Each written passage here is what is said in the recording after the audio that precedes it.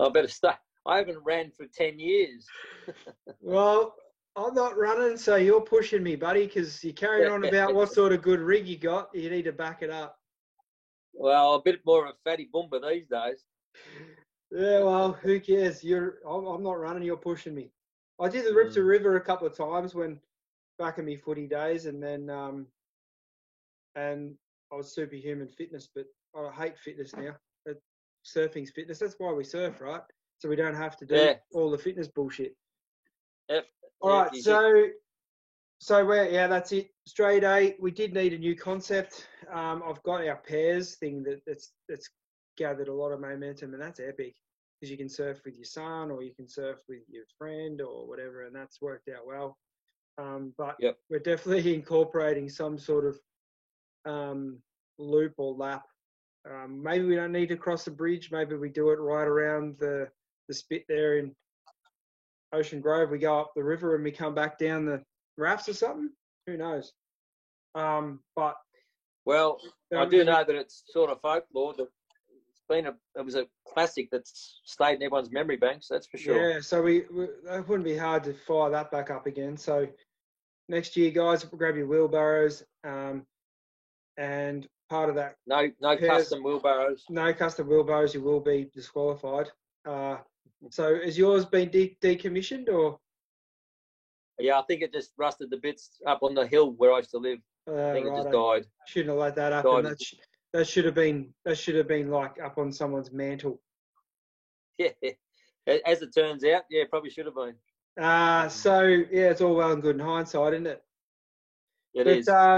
So Rod Fenton, as far as we got, Greg Vick, 84 to 85. Yeah, Greg couldn't make the 40-year anniversary, but he still surfs. I've got nothing on Greg. He still surfs. Was he one of the clean guys? You got no dirty laundry on? Yeah. You don't want to spill anything, really, do you? That's what you're here for. What's what you're here for, mate? If you don't want to dish anything, I'm going to hang up on you right now. Oh, no. I'm not dishing anything. Alan Riggs in 85 through to 88, he had one of the biggest stints. He had a real dip, and no one wanted to take his spot. He's not going to be like you. You're going to be there for another 5 years because no one wanted to step up. Yeah, see, I know what that's after that. It did. So I know what that's like because that was the biggest hiatus the club had ever had. Because it looked like Alan had to pull an extra year more than everyone else. Everyone had pulled a 10 years sort of deal, and 89, 90, it says here, no board riders. Yeah, I don't think anyone would have stepped up to the plate. So it's not an enviable position. We're in that right now where all I've ever done is consider my tenure a caretaker type thing where you'd think you'd have someone with better lineage and all the rest of it want to step up, or maybe some Groms or whatever that wanted to just go, right, this is my club, let's carry on and create another dynasty. But it's not that easy. Community organisations, it's a thankless job, and I'm sure we'll find someone though. Yeah, I don't know. You're setting a pretty high precedent, but see how you go, mate. You might be stuck there for another 5 years. Sorry. Oh well, I'll stick it out as long as I'll stick it out as long as Minnie will have me, but I doubt that very much. Is Minnie going to step up? No, Minnie's been promoted, so that's not going to happen either. So, but Minnie does a great job with the Groms and his crew and of sorting out the Groms. And he's like he's got a gift with. He's found his gift with the Gab for his platform at Prezzo's, and he does a pretty good job whipping up a storm of all that. So I think he'll be right to do events, but no, probably won't be able to hold the mantle whatsoever. But I reckon we'll find someone who can do it. Yeah. Well, it's a tough gig, like you're saying, and hopefully you lock in for a little while. Because how long have you been there for? I've got a few seasons in me. I've been on the committee for 5 years or so. For 3 years president. But yeah, look, you look at the list of guys like this and the sort of guys I took over from, like Banjo, the Harfields, what they were able to do. The sort of party the vibe. Harfields are certainly on the list. Yeah, the party vibe that these guys have been able to create. We're in a pretty different sort of era at the moment, and providing sort of platforms for Groms, and it's all pretty PG now, but it is what you make it, I guess. And so Paul Effenau was the one who was able to rekindle things in 1990. Yeah, and I can't remember much about it. But do you remember the time off? Did you go and do something else? Because you were here for all of this stuff, right? Yeah, pretty much. I think I was. Paul Effenau. Used to have a few battles with Paul in similar age group. Oh, okay. But Paul, maybe I dropped off a bit then, because I know that he was, pretty strong in getting the club up and going again. And then the one after him, Beeves, I didn't even know Francis was a president. Yeah, 2 years. 3 years. He's pretty wild, old Francis, so he's a pretty loose cannon. So right, he's done well. Yeah, it's a bit of coloured history there, I'll tell you. Right, okay. You should be able to give something up on that then. No, not that I want to say too much. Bees was good fun. Pretty close to Bees, but I have not seen him for 20 years, I reckon. He didn't make the 40 years. Where's he now? He's at the Sunshine Coast. Oh, that's right. He's covered in tats from head to toe, and right. What part of the Sunny Coast? What part of the Sunny Coast? My folks still been living there for. Well, I'm still mates with Fluff, which is his brother, Peter Wiley, who won the second wheelbarrow race. Yeah. And he's in Maroochydore. Yeah. What's the twin town of Maroochydore?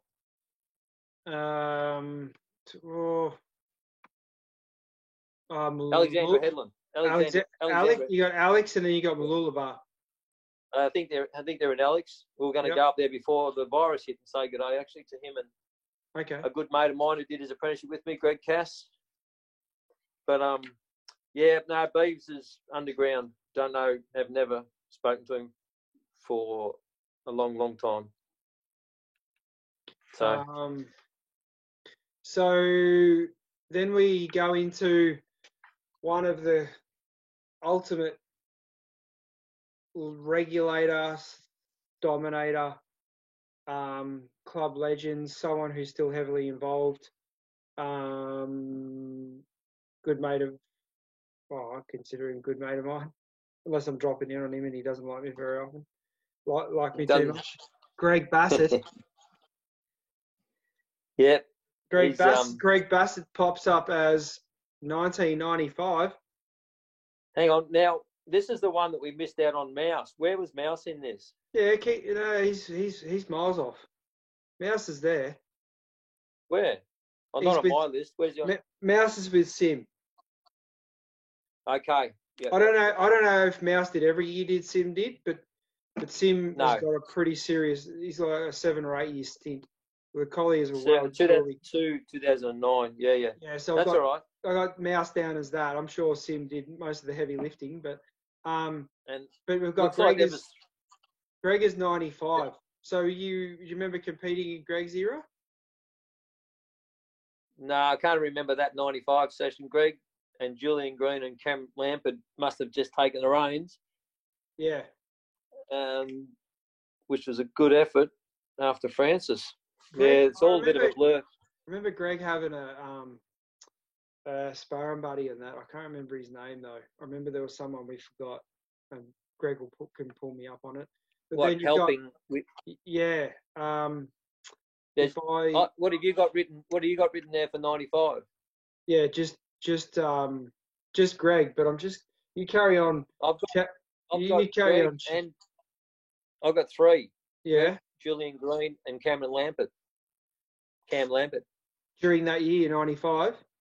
I got 3 of them for 95. Yeah. Oh, okay. There you go. Well, you're all sorted then. Well, maybe this is what Gaz and I put together for the 40 year. Well, all I was left with was maybe this is because Cam did at least 5 years, but got Cam down as 97 to 2002. Now I know that's on his own. I know Cam will be all over this, but yeah, I can refer back to him on this one. But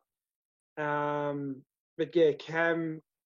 So yeah, do you remember much about? Because as soon as it looked like Greg moved on, like Greg did what he could by the looks, and then it said no board riders 96.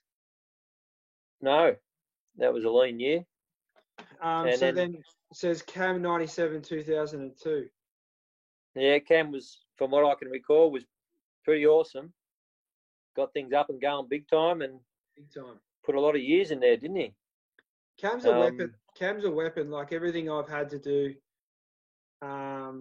with Cam on anything, and he's just someone who can get things done, knows how to get things done, has the right people, right backing. There's not much Cam can't do. He's not the sort of bloke, that can say he can't. He's not the sort of bloke who say, I can't. I'm not going to do that, or I can't do that, because you give him something, he'll get it done. He's a machine. Yeah. No, he was strong right through there from memory, and he's passionate about the team's titles, which is great. Yeah. He very still passionate team surfer. Still pretty much competed up until a couple of years ago, or not even. Oh, he's still competing in the senior men's division for us. Yeah, no, but still competing with Zaf at teams titles and stuff when we need him to. Teams, that's what I mean. Yeah. Yeah, absolutely. So Cam 97 and 2002, and then the Sim era 2002 2009 with Mouse. So yeah, obviously we'll have a whole different components of hopefully podcasts on those eras, and then on Elliot's era, Banjo's era that I know you were definitely competing in. I know you had a bit of a hiatus through the noughties. Would have been around Sim Collier. Yeah, got into the motocross game and got my boy into bikes because I couldn't get him surfing, and then ended up racing at Barrable on the start line with 20 other C-grade youngsters who would die for a trophy. You're thinking, what am I doing here? Yeah. But we had a good time at Barrable. And got hurt, as you do. But broke a couple of bones and then woke up to myself. But it was good fun at the time. Bit of bonding with my son. Yeah, that's cool. Like, got to get into what they're into, eh? Like, I mean, got 3 kids. 2 of them are into judo. Even little Lila's into judo, and that's all stopped. But you just got to get into whatever they're into. I mean, my kids don't mind going surfing, but they've got mates that play basketball and whatever else, and you just divide yourself up as best you can. Oh, you do. And Fraser, he got into the footy, and the daughter got into the bonehead soccer and the horses, but she did a bit of surfing. Fraser wasn't into the surf, and we got into the bikes, and my daughter as well. It was good fun teaching them how to ride and watch them go around the track, and we had a lot of good times. So we haven't been through too many of your props. What other props have you got for us? Props. Oh, nothing much else. Oh, a couple of your answers for your questions at the end. Oh, yeah. Hang on. Hey. I'm running this thing, mate. Slow down. We'll get there. I want props. If there's any more props, now's the time. No, mate. Not that I can. No. Not that I can. Show me the one you showed the other day. People need to see that. You mean photo props? Yeah, props. Yeah, mate. Things to show. I thought you meant props. I thought you meant notes. No, props in terms of things to show, like in stage. There's corner. Corner. There is corner. What is that thing? Look at the sand dunes. Like a 5.5 foot sort of round, very hard to surf board with probably one fin in it? No, it would have been a 20. 20, yeah, 20 era. Chris Cornell, I reckon, and a few of the boys had it. Went through Jimmy Whitten, I reckon Archie Gubbins, and then I ended up with it. What was it? A ripper. What was it? Chris Cornell twin fin, I reckon. Oh, righto, yep. Awesome. So that's it for me props, I reckon. That's all for your props. All right, well, do we get into question time? Sure. All right. You got to get to bed sometime, don't you? I know, it's ticking over. We're having a pretty good crack here. We're on to about episode number 4 of Hutto by now. Oh, what's this? More rigs? Oh, how's the bathing cue is that?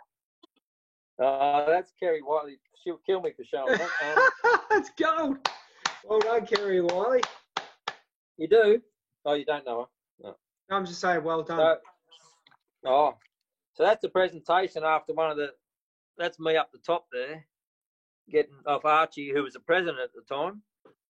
Yeah. There's Andrew Cross, who used to run the foreshore. Crossy. There's some good wheelbarrow race photos. Oh, there's one of Kerry again. Oh, hello. That's me on the champus on the bottom, the winning champagne. For the wheelbarrow race, winning the wheelbarrow race? I hadn't seen these until the 40-year anniversary. Oh. Sally Peter got them to me. God, back in the day, back in the good old days, hey? Presentation nights. Love the curtain. Where was that?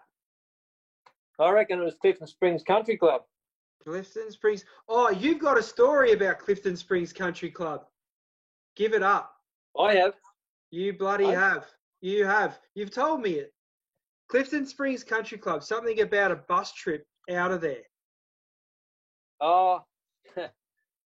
Come on. I think I know what you mean. Yep. Yeah, Pete and I are good mates. Crazy, but we had a bus over to the country club, and we had a few drinks, and I won. I think I probably first, and because it must have been first because Pete was upset, and he must have got a second place trophy over the divisional, like over the Open Championship. Yeah, I'd say so, because all the way home in the bus, he kept doinging me on the head with his trophy. Doing, doing, doing. and then it ended up, he's grabbed me by we're good mates, but it was fun. He grabbed me by the jumper and he tore my shirt, and that was it. I saw red, and we ended up going down the steps of the bus, sprawling out onto the ground, having a bit of a fight.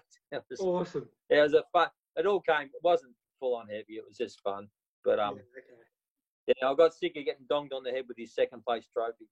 Hey, there's been plenty of rivalries over time, and hopefully we can uncover a few more of them, because I know they still exist, and I know they have existed from the dawn of time. So hopefully we can uncover some more. But let's get into question time.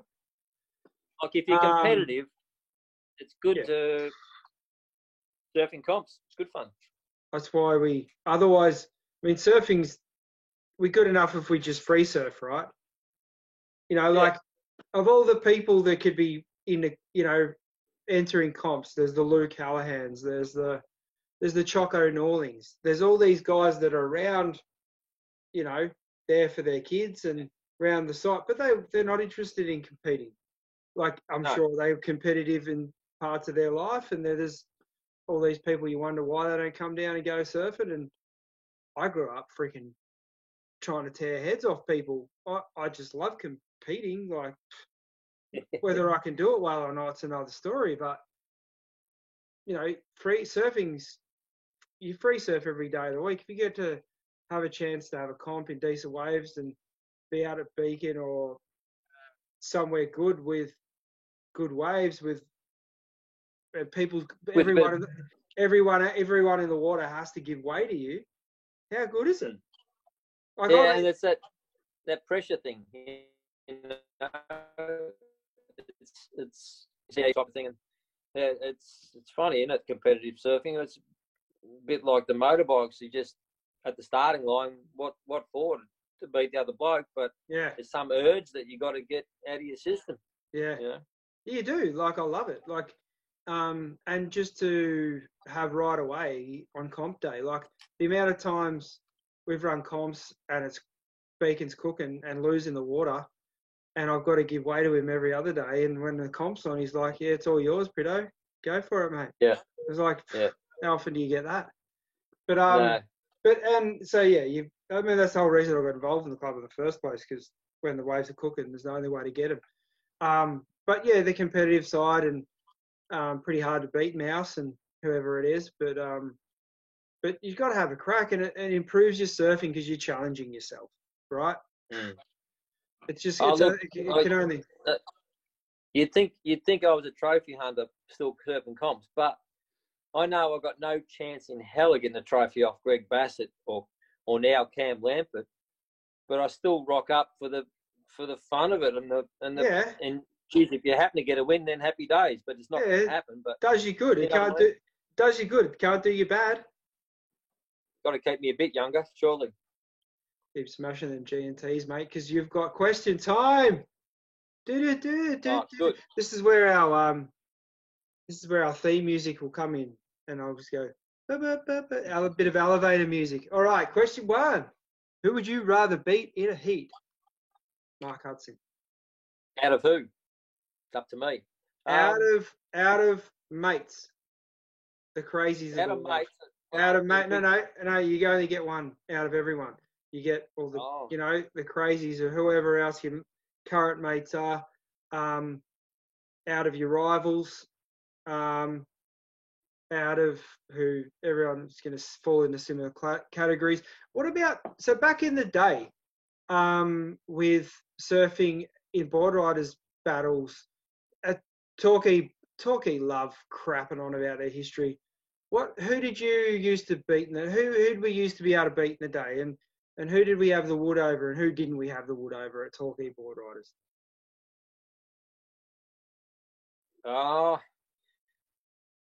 Yeah, this is why I got goosebumps when we were doing so well that last team styles, when you guys were on fire. I got the biggest goosebumps watching that performance because when we beat, didn't let's just talk about that because it was interesting, wasn't it? The one that you were there for the last time when we beat, it's a shame it wasn't a final, it was a round 1 heat. And, God bless him, Cale Balwarren, surfer to the stars and good friend and colleague of myself and fellow podcaster, had an absolute Barry Crocker and a full-blown turkey melt.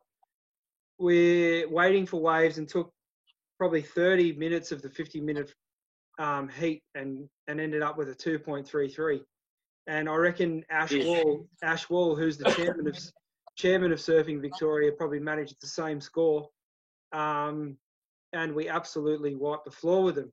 But I mean, and we had a really good time when we had Billy and Josh, where we actually beat them again and missed out on a wild card, which was unfortunate. But so over time, old Roscoe Slavin on the mic, he loves to talk up Torquay and God bless him, love old Roscoe.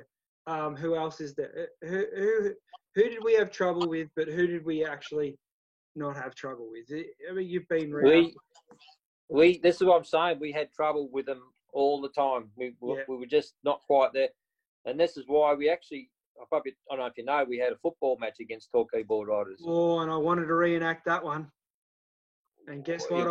I guess what? I'm pointing the finger at Cale on this one because he knew I'd line him up from centre half back, which is why that one didn't go ahead. But wouldn't that have been? How did you beat him in the footy though? At least. No.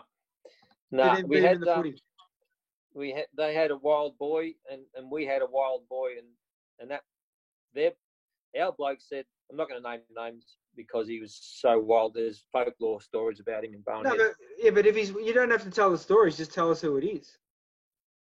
Well, Jeff Nicholson, he was a gun footballer, but geez, he could fire up. And who was there? Who was their fiery character? Torquay.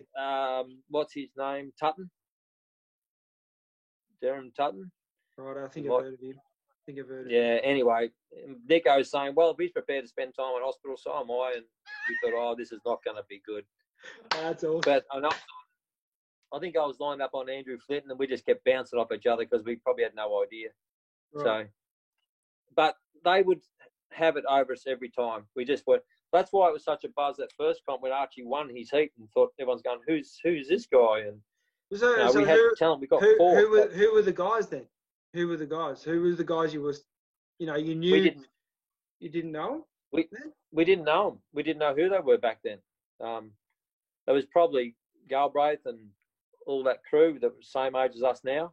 Galley. But, so you've had your own issues. You've had your own issues with galleys in like Masters titles and stuff, or just in border. Oh, I've had a couple of goes, but I'm not in the same league as a contest surfer. That's for sure. So where did Brownie surf?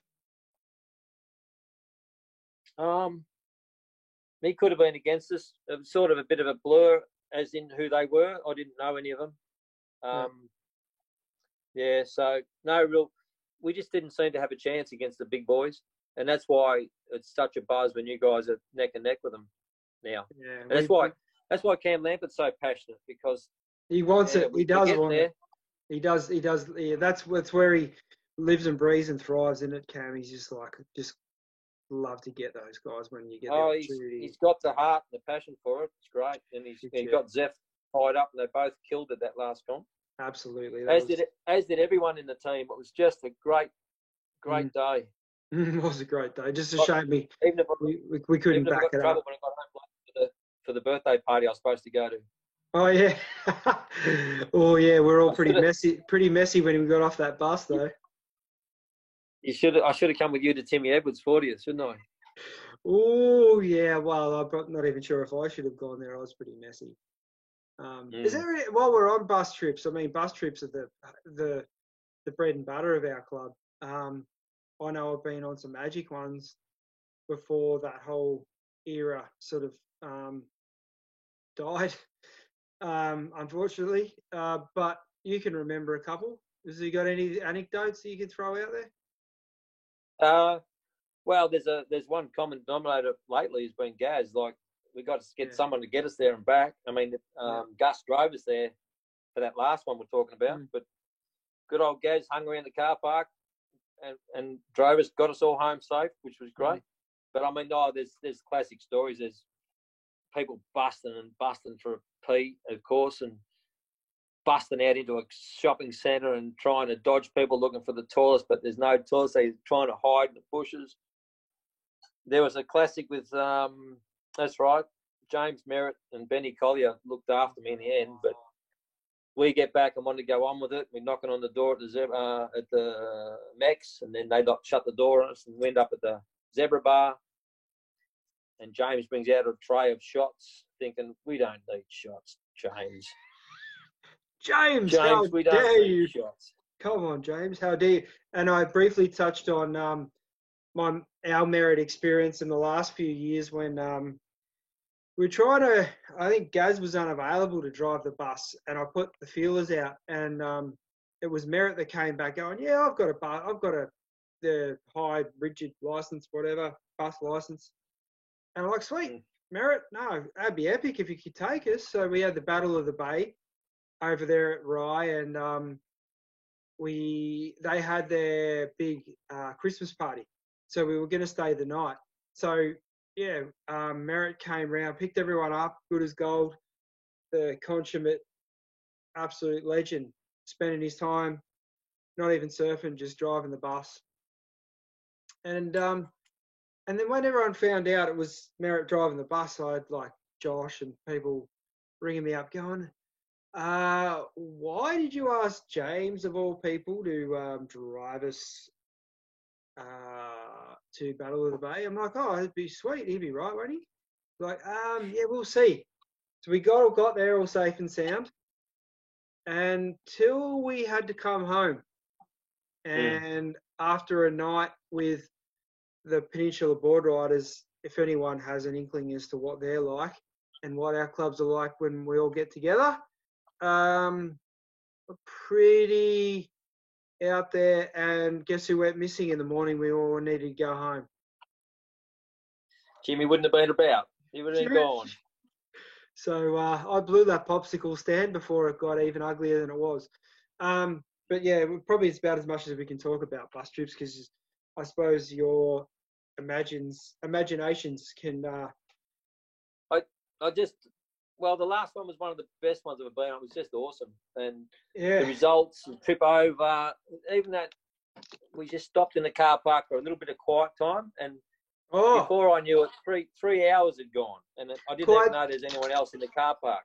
Quiet time with the Peninsula boys at the San Remo pub, you mean? Yep. No, just us in the car park, actually. We spent about 2-3 hours just in the car park, sitting around the van. Bus. Yeah, before we even left. Before we even left, it was just telling Reese Witherspoon jokes and that sort of stuff. That sort of stuff, and then off to the pub and singing a few songs about a few stuff. And look, they're all good guys. It was just a bit of banter and a bit of fun singing the songs, and then we somehow got home. And Kentucky Fried, you got some Kentucky Fried somewhere along the line coming home. Yeah, I insisted on KFC. That was always going to happen. That's when Gus finally hit the wall. He hit the wall. KFC. Curdle got the better of him. Yeah. All right. So let's rip into our closing questions. We're on about. You wanted to know who I'd want to beat in the comp. No, we're probably due for quick fire because we've been milking this thing. It's late at night now, and we're a few wines deep. Who would you? Who? We don't want to get you backed up because we don't want that to happen again. Who would you rather beat? That won't happen again. We're giving you some options. Who would you still rather beat in a heat? You said one person. Yep. I'm not going to go for my old mate. I'll go for Greg Bassett. You want to take out the man? Yeah. Why not go for a real challenge? Go for a challenge. He's got what? You got 20 years on him. Yeah, but he's got about 20 wins on me. He's got it. To beat Greg, it'd be a buzz. So you're not going to go that far up to Cam, but you'll take out. I mean, Greg can take out Cam as well. But Greg's had Greg had a season last year that was he had an undefeated season, and you had to sit by the wayside and watch guys like even Shano and Trev Sapolsky, Craig Lloyd, even those guys are coming up that you had to get a couple of losses to. But Greg, absolutely. If you could get a couple back on him, you'd be pretty happy, wouldn't you? Well, actually, I think I did have one, but he had a shocker, and it was just a heat, I think. Or maybe in the final, but we got 4th and 5th or something. But I mean, you got to take them. It'd be nice. Yeah, take them. If anyone knows that better than anyone else, it's me. So I'd say Greg Bassett is the answer to that question. Biggest influence on you? I'm going with this now. Biggest influence on you as a person?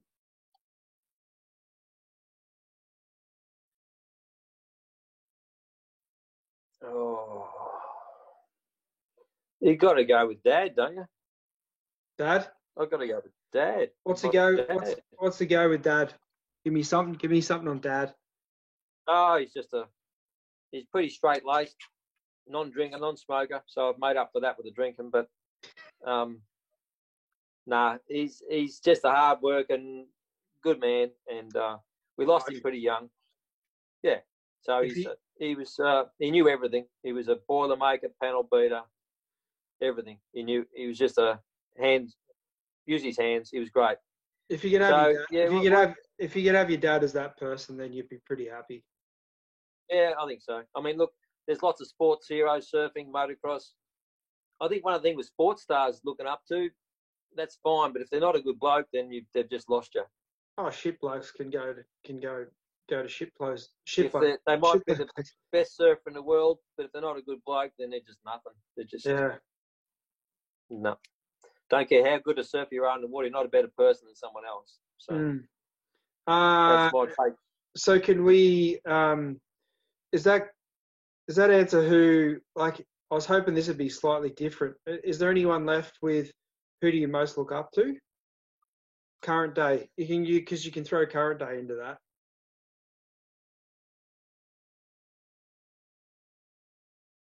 Who do you want to give kudos to for being a kick-ass dude? There's a kick-ass dude. See, like a second father to me was Archie's old man, Neil Gubbins, but we lost him to prostate cancer years ago. He was a classic. He was like a second dad. How long ago was that? Oh, shit. That's far out. I don't know, 10, 15 years ago. Long time ago. I could be way out with those numbers. I don't know how long ago it was. Well, the Gubbins would be happy with that. If you want to, someone like, the Brazilian little fella surfer, hot shot, who was out injured for a while. He was playing with the board rider Groms on the beach at 13th once. Kaio was doing that. Kaio Belly. Yep. Who? Kaio Belly? Yeah. Stuff like that. I just love that stuff when they're just superstars, but they just come down and do stuff like that, Were you there for the Gdauskas guys when they come down too? No, I missed a bit of that. I did see on stage at Beacon. I think that was the same year. Like, Kaio was great with the Groms. And then the Gdauskas guys were just out of this world. And I think I went to that comp. They surfed in our comp, didn't they? Yeah, they surfed. We put them in our comp, and they did that. But they had to. We milked it to the point where they left that day. I think they stayed longer so they could be there for it because the comp bells wrapped up a couple of days. Yeah, that's right. They did too. Because we try to run an event usually after bells is finished to fit one in April. Sorry, and they came down and they were basically on their way to the airport and somehow fitted in. It was ridiculous. Yeah. That's right. I do remember that. Yeah, fit in like a good couple of hours too. So that was awesome. A last question: if you could surf only one wave for the rest of your life, say for example you were locked in isolation like we are now, you could pick anywhere you wanted and it was firing every day, where would you pick? I've got a couple here, but I'm gonna only name one, and it's a pretty strange one. I'm going to go for Burger World in the Mentawais. Really? Never surfed. I had so much fun on that wave. I think it's good a lot, and it's not grinding heavy. It's just pure fun. It's like a long ride, right? It's a right-hander. It can have some hollow sections, and it can't handle too big because it gets all a bit mushy. That's why it's called Burger World. But it's pretty wackable. Yeah, it's just fun. Lots of turns. Lots of turns. Sick. It's on my it's on my profile on my Facebook site. Is it? A photo of me out there. Yeah. Righto. Yeah, let's have a look. All right, well, mate, I think as much as I don't want this to be over, we don't want to bore anyone, and I'm hoping we haven't done that. I'd say we would have, but I think the reason we're doing this is for some tidbits. You can take out whatever you want of it. So that some of it you might find entertaining, some of it might find like we're rambling like a bunch of old idiots. But we weren't rambling, were we? I don't know, I wouldn't have thought so, but I'm sure we were. Yeah. Let's reconvene for the Lee Middleton tribute podcast. So I'm tasking you with getting the right crew together that we can all do a little call in on. Sure, we'll be amongst this COVID situation for a bit longer. Yeah. So multi-Zoom. We'll do a multi-Zoom. We'll work out a bit of a plan of attack in terms of all the content we want to cover and get back on for that one while we do a couple more. Right. While I get me and my new co-host, Candy Crush, do a couple more. Sounds good. All right, mate. Well, thanks again for being the legend that you are and coming on and spilling the beans and just trying to recount everything that you hold dear and everything that you've got in your memory bank for the club. It's what it's all about. And yeah, it's good fun. I'll see you in the water soon. About time for a surf together. Good on you, mate. Bloody oath. Yeah, we missed out today, so we'll do that soon. Maybe tomorrow. Cheers, legend. See you.